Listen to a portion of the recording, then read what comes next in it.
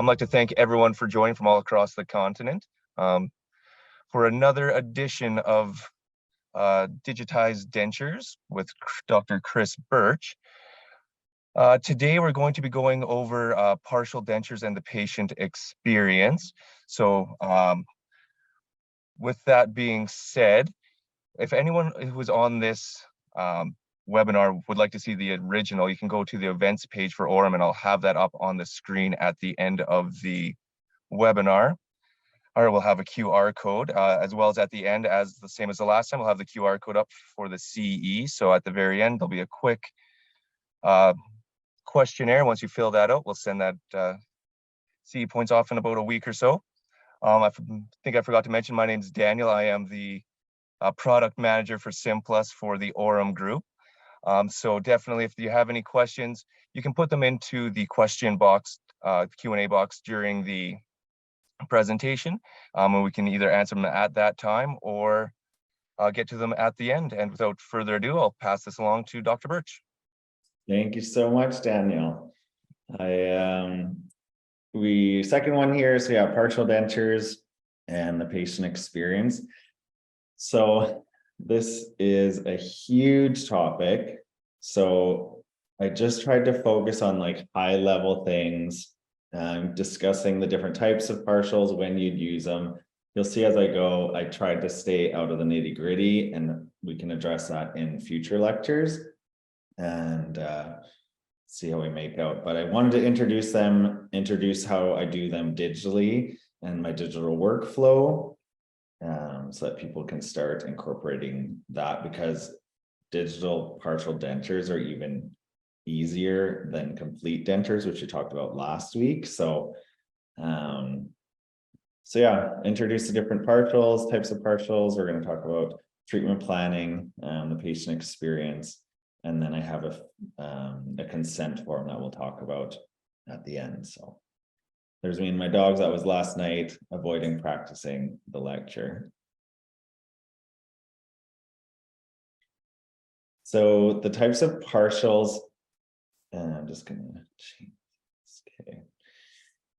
So cast partials, will start there. So there's the free end ones and then the tooth-borne partials. So the free end ones are a little trickier because we have no teeth either anterior or posterior to the space. So it's that distal extension that you see in the top picture. I couldn't find one with both, but anyways, so those dentures are supported by the residual ridge. So therefore we have to allow the design for functional movement, which can be up to 1 to 3 millimeters movement. So the denture base has to account for that, and the design of the framework needs to account for that. So that's what we'll talk about later, but it's eye bars and rest seats positioned properly. And then the tooth-borne denture is supported by the teeth. So it functions as a fixed partial denture because the natural teeth alone provide direct resistance to functional forces. So this means it should provide positive vertical support, the rest preparations, and restrictive angle of dislodgement, so opposing guiding planes. Because of the clasp do not completely encircle the entire tooth, they must be designed to engage more than half the circumference to allow the prosthesis to maintain position under the influence of horizontal loads. So I had to read that right from the textbook because I just couldn't figure out to memorize it. But yeah, basically cast tooth-borne, they're supported by the teeth. A lot more retentive. These partials, I always tell patients, they click into place, and there's very little, there shouldn't be any movement once they're in the mouth. Other types of partials. So these ones I always think of as temporary. Different situations where I'd use all acrylic or natural flex. And natural flex, it's all acrylic. Even the clasps are tooth colored, which is really nice, really aesthetic, especially if a patient's really concerned about that. The natural flex go in and fit so comfortably. Every time a patient gets one, might need a few adjustments on that, but once that's all settled, the patients are very happy with them, and it's like they forget that it's there, is what I often hear. Whereas the all acrylic with the little wire clasp, these are quite temporary. I would say those ones patients are the most unsatisfied with. And the only situations where I do those is patients who aren't willing to lose the rest of the teeth, but they're going to be gone not too long. I have a case where we'll talk about that more. Or if they're having extractions done, sometimes if we're doing a cast partial and we need to extract a bunch of teeth, patients will opt to do the all acrylic partial as kind of a band-aid solution while they're healing, so that when we scan for the partial, we don't need to worry about relining the cast metal partial. So in those situations, I often just charge the lab bill for the patient with the all acrylic. And then the other one is patients who don't want any metal or metal allergies. I've had a few of those where they don't want metal, so then we'll do the natural flex. And the natural flex, it's a very flexible material. It just slides over, pops over the teeth, and works really good. So these ones are my absolute favorite. I do them every time possible. And I didn't realize until after I took the picture, this one was still steamy, has some saliva off on the palate there. So sorry about that in the picture. But these ones I love when patients have a few remaining teeth and they're either not willing to lose them, or I do them a lot on the lower when we want to try and keep the canines, because we all know how lower dentures can be notorious, ill-fitting. And if the patient's not willing to do implants in the future, or can't afford implants, then I will look at doing a Virginia denture and maintain those canines. And with the Virginia, one thing that I've learned that I always ask for buccal or acrylic along the entire buccal. Sometimes the lab will put the silicone up to the flange all the way to the depth there, but I've had issues where it tears, it stains, and then it's not as aesthetic. So I always ask for the acrylic all the way on the buccal, and then the silicone just around the teeth. So you can see it more on the bottom picture there. The silicone's the lighter pink around the teeth, and it's really nice. They friction grip in, and then you don't have any active forces on the teeth. And it offers a lot of versatility because teeth can be readily added to those partials if they need to be extracted for any reason. So this, a couple things. The main problem I've had with them is the silicone can stain. So I always warn patients if they're a smoker, drink coffee, dark liquids, anything like that, to make sure they're taking the denture out right after, rinsing it, cleaning it, whatever they have the option to do, and then popping it back in, because if those liquids stay, they can stain really easy, like in a couple of weeks. So I always give that little heads up disclosure to patients. Okay, so this is me trying to summarize a chapter so I used textbooks for this one, so that was a nice change. So favorable and non-favorable abutments. So this is like when I'm trying to design a cast partial denture, what I look for. So the relationship, the favorable teeth, so the relationship between the length of the clinical crown and the amount of root embedded in the bone is the most critical factor. You ideally want a 2 to 3 crown to root ratio. And ideally the roots are long, they're large, they're multi-rooted, and they have a good periodontal support, periodontal ligament support. Minimal restoration if possible. The tooth on the top there in the x-ray, the radiograph there, tooth like that, something that I would discuss with the patient about crowning the tooth, doing a surveyed crown. If we were to do something using an abutment tooth that has large restoration on it, just helps strengthen the crown, strengthen the tooth. And then with the surveyed crown, you get that added benefit of designing it to fit the partial perfectly. So poor prognosis, less roots, tapered or conical roots or fused roots. They're great to extract, but they're not the best for abutment teeth.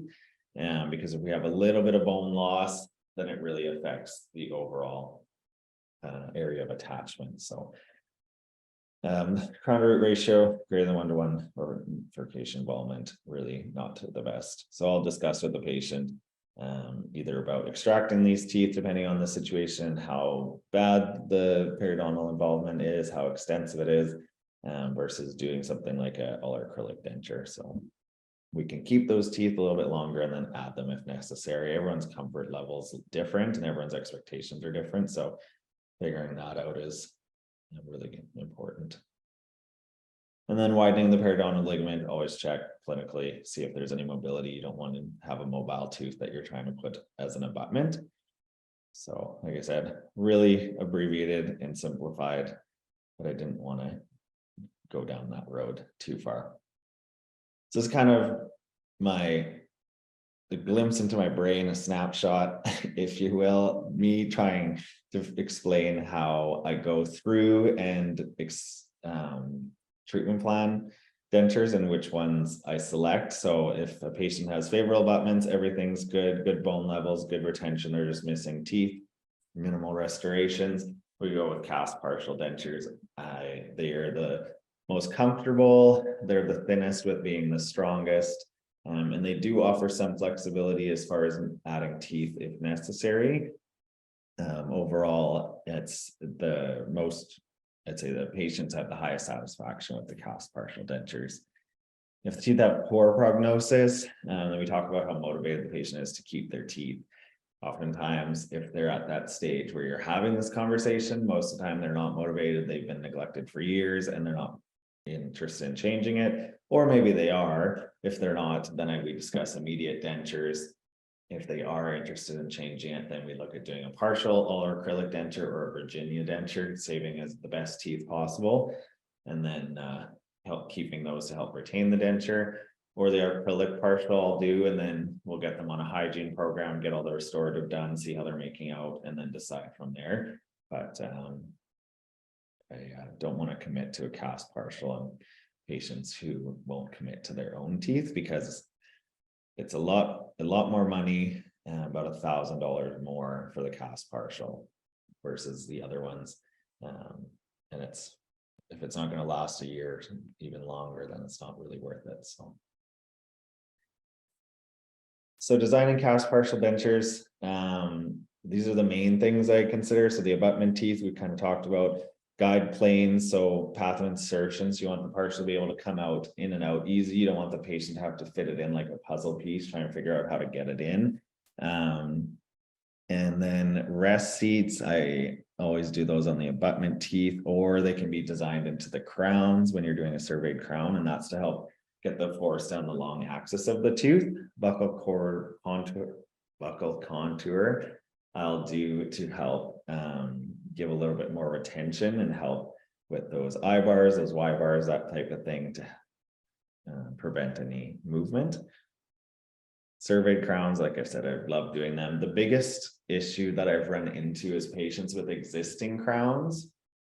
It's like this patient in the picture there, that 3-7 had an existing CEREC crown on it, and the crown had no contour, no anatomy, nothing. So I just knew that if we do a partial with that crown, I'm going to have such a struggle trying to get the class to fit around that and engage the tooth properly. So we ended up taking that crown off, doing a new crown, a surveyed crown, which was designed for the partial, and then it's much better of a fit. I haven't seen this patient back since we delivered, so I called her to see how she's making out, and she's really happy. So whereas I've had the same case, exact same situation when I first started doing partials, and I didn't change it out, the patient had a gold crown on their posterior molar, and we just struggled, and no matter how much I tightened those clasps to engage them, it didn't, it was never what she wanted. So always, and it's when it's your last molar on the back, you're really relying on that to help hold in the partial and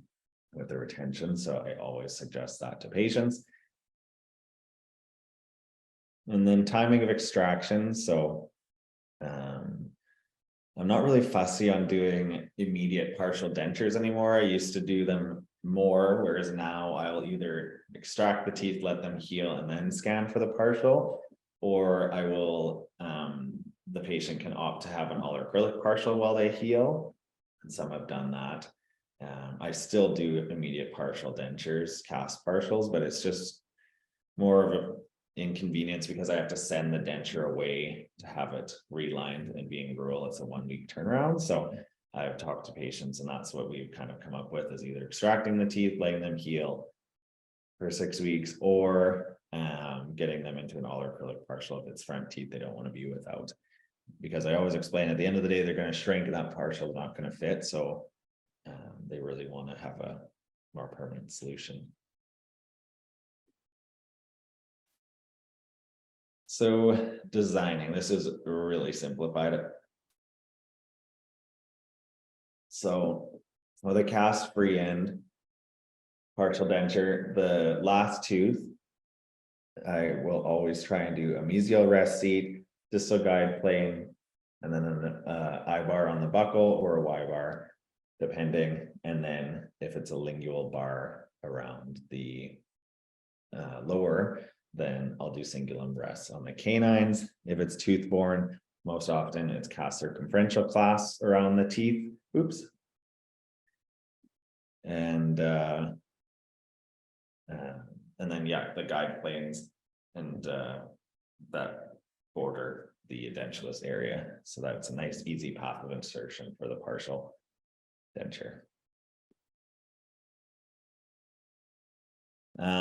So as far as major connectors go, there's a few things that I request when I do a lab script for partials. If there's enough space for a lingual bar, so 8 millimeters, so 4 millimeters from the free gingival margin there, and then you need 4 millimeters of space for the metal. So if I can do a lingual bar, if we have that space, I'll request it. It's a lot easier, a lot less food buildup, food impaction sites, and more comfortable because as you can see, it rests below the teeth there. And otherwise, then we do a lingual plate, which I also like because they're really retentive, I find. And then as far as major connectors for the maxilla, we do anterior posterior strap, which is the lower right or lower left picture there, or a palatal strap. So those are the main two, but sometimes patients, well, we all know they have gag reflexes. And so if they have a gag reflex and they're not sure what they'll be able to tolerate, I'll do a try-in, and then we can try in the AP strap. If that isn't working, then I sometimes do the horseshoe, which I know my prosthoprofs would cringe about, but this way the patient's not gagging and they're actually able to wear it, which is the most important thing at the end of the day, is that they wear it because they're investing in it. So so that's how I structure my appointments. So all that being said about designing partial dentures, at the end of the day, the lab does all the surveying, they do the design, they can do everything. There have been times where the assistants do all my scanning and so they scan it, they send it off, busy day, I don't take a look, I don't do anything. They just know to put in cast partial, blah, blah, because we've done that at the consult. And then it comes back and the lab's designed it. And I have yet to have any issues. And the biggest thing that I am so happy with digital dentures is that when I was doing dentures the traditional way with the alginate and the PBS, there was those cases where the cast partial would fit perfectly on the model, and then you go to put in the patient's mouth and it doesn't fit. And you're like, okay, what's wrong with my impression? You're trying to figure it out. You're taking a new impression, you're sending it back to the lab, that type of thing. And digital dentures doing digital scans has totally eliminated that. I can't think of a time when I had a model, a 3D printed digital model, and it didn't fit in the patient's mouth. They're usually excellent. So the first appointment, diagnosis, treatment planning. So this can be done in a recall exam, a spec exam, different whenever we identify the situation. And then we get them back once we have a game plan, sometimes submit to their insurance, that type of thing. And then we do tooth modifications. So that's where I do the guide planes, the rest seats, if we're doing a cast partial. And then we do the scanning. And oftentimes that first and second appointment, again, because I'm rural and people travel hours sometimes to come see me, we'll do it all in the one appointment. So we'll treatment plan, we'll diagnose, and we'll talk about the game plan. And if patients have had partial dentures before and they want a new one, then we just get to scanning and skip the first and second appointment, just combine them into one. And then that third appointment is delivery, 30 minutes. So for one cast partial denture, this is tooth borne, because there's different codes for tooth borne, free end, all the different types that we've talked about, there's different codes for. So that's roughly the cost, and then the chair time. So it's quite profitable when you have them going. And like I said, I've got the girls scanning, so we're well oiled. So scanning tips, so similar to full dentures, except now we have teeth. So I always recommend a hygiene appointment before the scanning, and I always recommend at least 2 weeks before, especially if there's a lot of buildup, inflammation, that type of thing. The scanner will capture all of that, and then obviously you don't want that in your partial, because then it's just not going to fit off the bat. So patients will come in, will assess, get the hygiene done. I'll even get hygiene done on immediate denture patients, or patients if we're extracting the teeth for partial dentures anytime, just because it really affects the fit of the scan, or the quality of the scan, and then the fit of the denture. So that's what I love about dentures, is there's so many opportunities to generate other sources of income and other like keep the patient coming back, hygiene, crowns, fillings, that type of thing. So always start with a hygiene appointment, and then once that's done, then ensure the tissues and teeth are dry. I dry with air and gauze, and I retract the cheeks with gauze. Same thing with the assistants when they do it. The disable AI cleanup, always important with the iTero. Scanning the buccal. So unfortunately, this scan is after iTero's cleaned it up, but normally in the anterior there, we'd have all the buccal mucosa as far up as we can go. And on the lingual there, especially in the anterior, I always want to get them to scan to the floor of the mouth. It's obviously removed when iTero sends the models to the lab, or the scans to the lab, but at least we have that information, especially with lowers. And then capture the maxillary tuberosities, the palate, the entire palate as far back as you can go, and then the retromolar pads on the lower there. And then with partial dentures, you're scanning the patient without their denture in, without anything in. So you just scan. So the scan should look like this. So if they have an existing partial and you're making a new one, keep the partials out for the scan. You don't need them. The only time I scan their partials is if without their partials, they don't have a stable bite. Then I'll take 2 scans. The first scan will have the partials in, and I'll just use it as a reference for the bite. And then the second scan, like an entire second scan script and everything, then we will have the patient without any dentures, and then capture the tissues and the teeth. So my delivery appointments, this is how I structure them. So I start with the PIP paste, which I introduced last week, and that I apply to the acrylic areas, get the patient, dry the tissues, get the patient to bite down, and then adjust any burn through areas. And then once that's done, then we check the occlusion and check it with articulating paper and shim stock, and make sure they're biting on the teeth, biting evenly, canines and back. I never want them biting on any of the front teeth, because that is the first thing that's going to break off, is any of the front. If you're replacing front teeth with partial dentures, if there's any occlusion on them, they'll break off. So I always adjust that out. If patients are biting on any rest seats or any of the metal framework, I'll adjust the opposing occlusion or the opposing denture, just because I don't want to touch the metal and then scratch it and then wreck the integrity of the framework.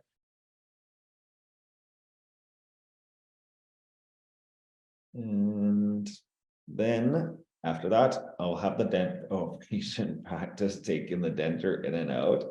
And that's because I had one patient, she couldn't figure out how to put it in, and she kept doing it with her mouth closed. She was like this. So I had to teach her to eat it like a sandwich and put it in. So we spent about 15 minutes. It was so cute. She was an old lady, and yeah, so I make sure they can take it in and out, because I always taking it in and out, and then if they can't get it out when they go home, then it's pretty frustrating for them. So we do that, and then once they're able to take it in and out good, then I tighten the clasp just a little bit and then deliver it. And I always send their models home with them, because I learned this from the lab, is that if there's any warrant that needs to be done, teeth fall off, clasp break, anything like that, sending the original models saves them the cost, as well as the lab prefers to work off the original models. And I also don't want to store everyone's models. So this is nice. I give it to them, explain why we're giving them the models, and then we just make a note in the patient's chart that we gave them their models, so. And this is how I started structuring my delivery appointments, because it's cut down so much on recalls or adjustment appointments. Because the biggest thing, and is that the PIP is that patients will have little spots that can rub. And so that really cuts down and eliminates any issues that we have with that. So this is my product placement slide. This is just stuff that I use. So when I'm doing my guide planes, I like to use a flat end cylinder core spur. These are just kind of crown preppers also that I use other than the ball. And then the green ball diamond burst. So those are the order numbers, Henry Schein and then Premier. And then those are pliers that I use to tighten the clasp. One of the ends is rounded and the other one's flat. So it's really nice for tightening the framework in the clasp, because the round one just kind of curves really beautifully. And all you need to do is like the tiniest tiny bit, like you're just engaging the clasp. You're not hammering it in or anything like that. So it's just engaging the tip.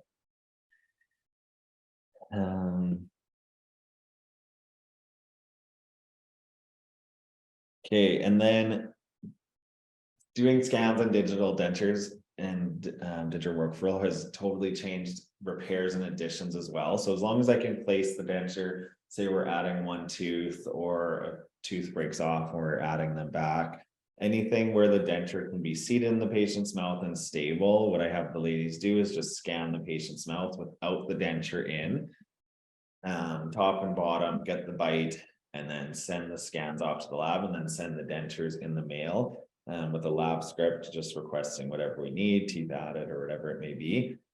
If the denture can't be stable, so you're adding more teeth, then the denture just isn't sitting stable. It's hard to get a good representation on the model or in the patient's mouth even, then I would take a pickup impression and send that to the lab and just do it the traditional way. But yeah, we just scan for everything with dentures, and that is including repairs and additions. Okay, so now we're going to talk about some cases. So just going over different types of partials, and we're going to start with an all acrylic. So all acrylic Larry called this case. So this guy had a bunch of dental work done, crowns, bridges, root canals, a lot of them failing, a lot of infection. So he wasn't willing to get the crowns redone, get the root canals redone, go to any specialists. So we talked about his options. He also wasn't interested in going to full dentures because some of the teeth were fine. All the crowns, the margins were a little boxy, but he just wanted basically to deal with the infection and leave the rest. So that's what we did. We extracted the teeth, talked about the risks and everything to him. And so we went ahead and extracted those teeth that I'm pointing out in the red arrows. And then let him heal for 6 weeks. So this is how he looked, and these are his scans. Again, they've been touched up by iTero. All the areas that are scanned but are white is what we would have actually captured, but it was trimmed by iTero. So and then this is what his denture looked like. So he isn't really happy with his denture, to be honest, but he understands why and isn't willing to spend the money for cast partials. And because he literally had a tooth break off the other day because of decay, so we're adding that one to the partial. So it's just a matter of time before he transitions to complete. So this is kind of just like a band-aid solution to get him through until that time. So with these ones, we're relying on intimate contact with the tissues. They're a lot bulkier than cast partial dentures, as you can see. Instead of that nice lingual bar, even lingual plate, we have that bulkier acrylic. And yeah, so we've got him adjusted. He wears them, he does use them, but he obviously misses his real teeth. So okay, and then complete denture constants. So this lady is fantastic. She had a new complete denture. She already had a denture. She wanted a new one. And then we were doing a lower Virginia denture for her. So this is her pan. She had some large carious lesions. She had some bone loss and recession in the anterior there. So she actually came in wanting or expecting a full lower plate, but because of finances and not being able to do implants, and like I said, whenever I have the option, I like to do Virginia dentures and try and maintain those canines. The dentist before me in Rosetown here did them a lot, and patients have had them for years and they really like them, and it's made such a difference in their quality of life. So whenever possible, I do that. So this is the scan of her top dentures, so the Simplest, using the Simplest system. So we did a reline impression. She had a diastema in the front that she really liked, so we had that replicated in the new one. And then this is the scan of her teeth. So we did an immediate lower Virginia and extracted the teeth at delivery. And then we'll do a reline. So the one thing I always caution patients, because it's the one thing people, well, the main thing people say is that they look like a vampire without their dentures, which is the unfortunate truth, is that they do, but better not. So yeah, that is her denture, and she's really happy with it. So, and I don't normally do that bright white shade, but that's what she had previously and she really liked it. So I'm all about a natural transition from one set of dentures to another, or from your natural teeth to your dentures. So we stuck with the same shade, but yeah, it was like the PW2 or something like that. So this is a case we've kind of touched on a little bit. So this patient had the decay under the crown there. So we removed the crown, saw the decay was too extensive. So we extracted that 4-7, and then she wasn't interested in implants. So we let her heal. And then, so yeah, there's that crown there. So we cut off the 3-7, we put the surveyed crown on. You can see the mesial rest seat is highlighted in red there, and has a really nice guide plane, and you'll see that in the next slide. So the one thing when you're doing surveyed crowns and partial dentures, it's a good idea to get the crowns done first, cement the crowns on, scan for the denture once the crowns are cemented at that same appointment, and then get the partial made.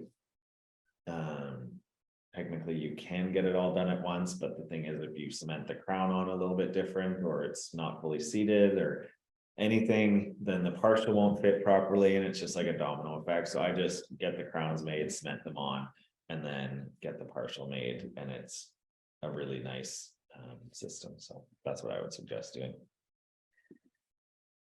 Okay, so these are her scans here.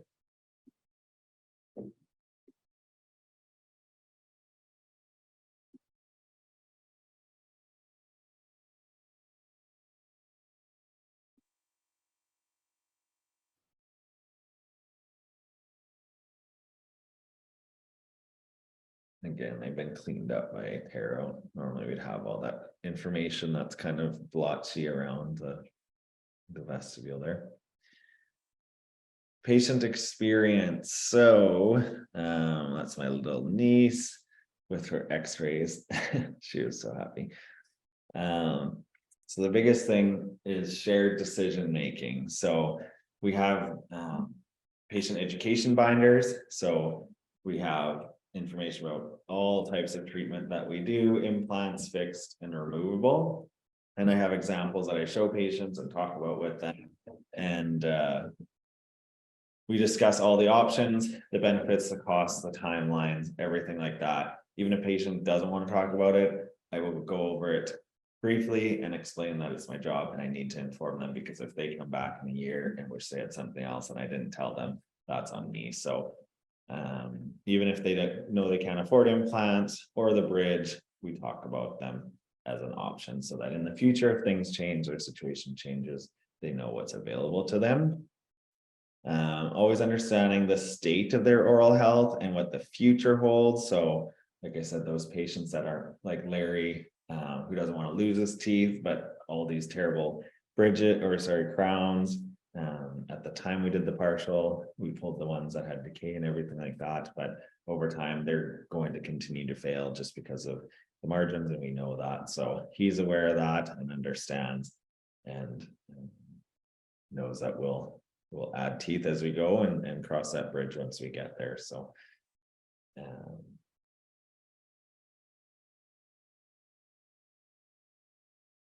just reading my notes, make sure I didn't forget anything.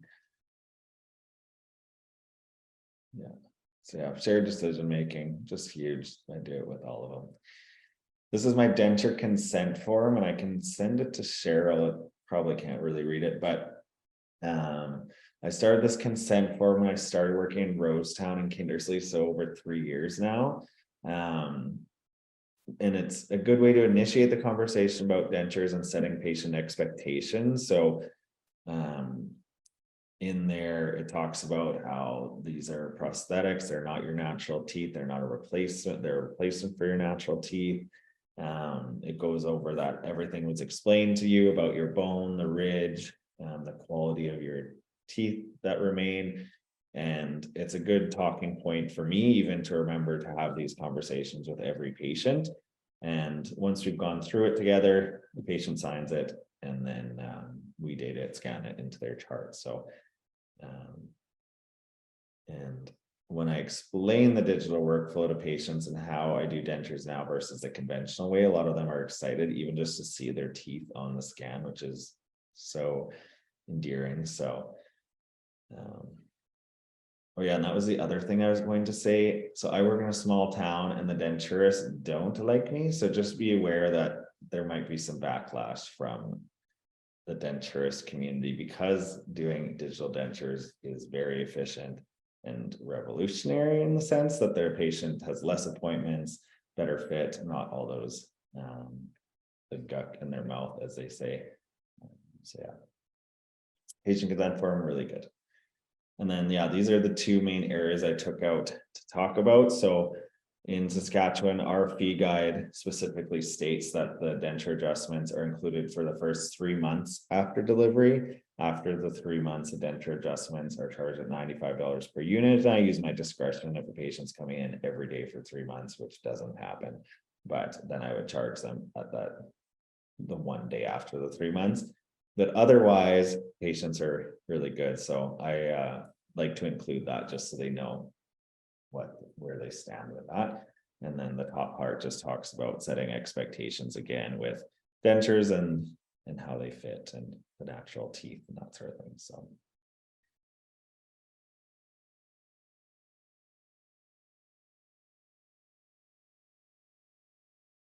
So this one was really short, I think, compared to the last one. I was rushing to get through it all, but I didn't want to have to rush this time. So anyways, next time, May 3rd, I'm really excited. We're talking about immediate dentures, which I have so much more to talk about with. So we will be talking about that and going into in depth in the process there and how we everything start to finish.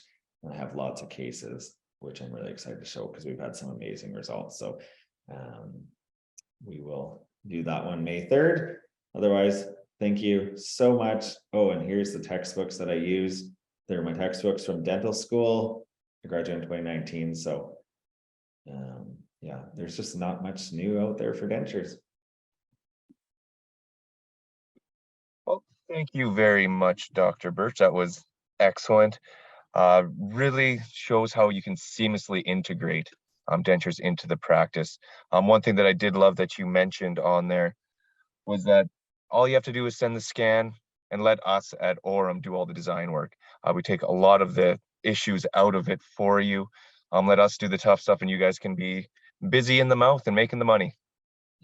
Yeah, truly, I made it seem like I designed a lot of cases, but the lab techs would probably laugh because they know better.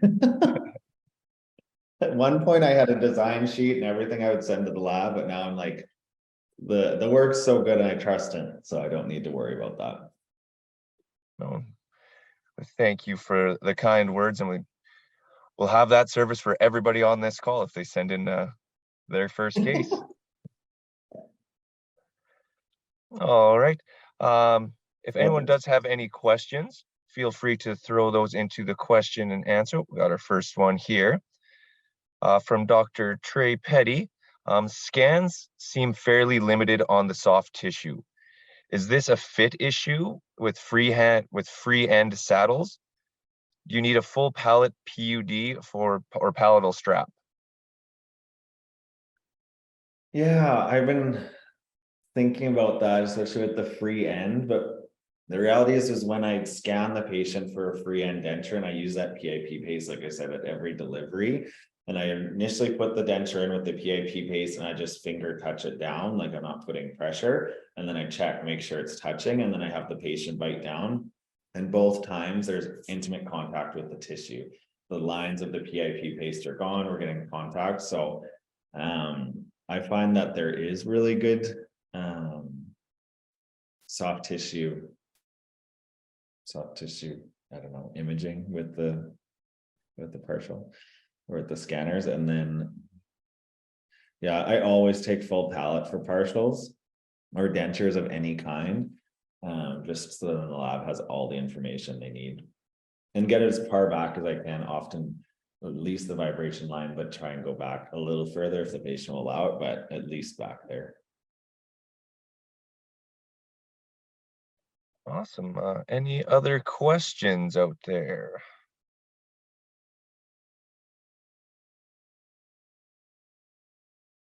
And again, I only use the iTero, so I'm not sure about other scanners, but that's what I've been using for 3 years and I've been happy with it. No, and it should be very similar with all brands of scanners for that one. All right. Oh, we have another question coming in from Dr. Palmer.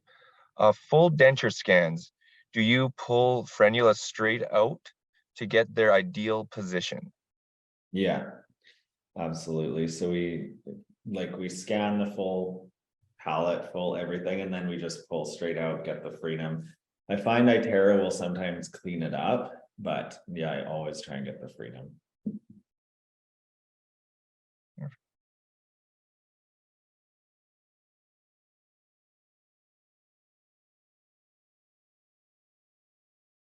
All right.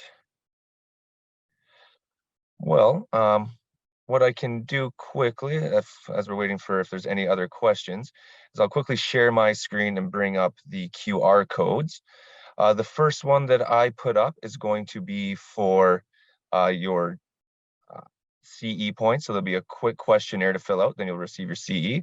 The second one I'll put up is for the Orem events page. On there, you can sign up for the remainder of the series. And you can also find other webinars from previous sessions. So if you weren't able to see the opening webinar on this series, feel free to go on that and take an hour out of your day and see how you can do the full uppers and full lowers.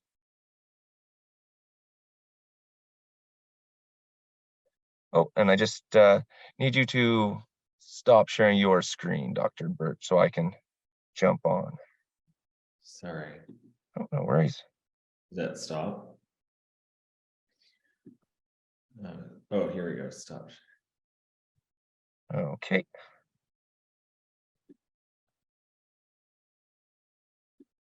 All right, so I'm just going to grab. So here is the QR code for the CE. I'll leave that up for about a minute or so.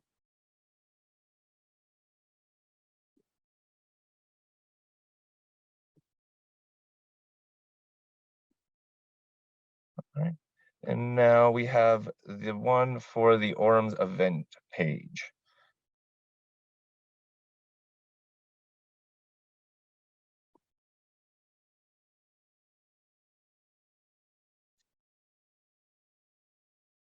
Perfect. All right, and I don't see any more questions coming in. So with that, I think we might be able to call it a session, this one. Thank you again, Dr. Bertsch. It was greatly appreciated. All your knowledge and tips. Going to be very easy to institute and have people integrate this into their practice. I hope so. Thank you so much, Daniel. Well, thank you. Bye. Goodbye, everyone.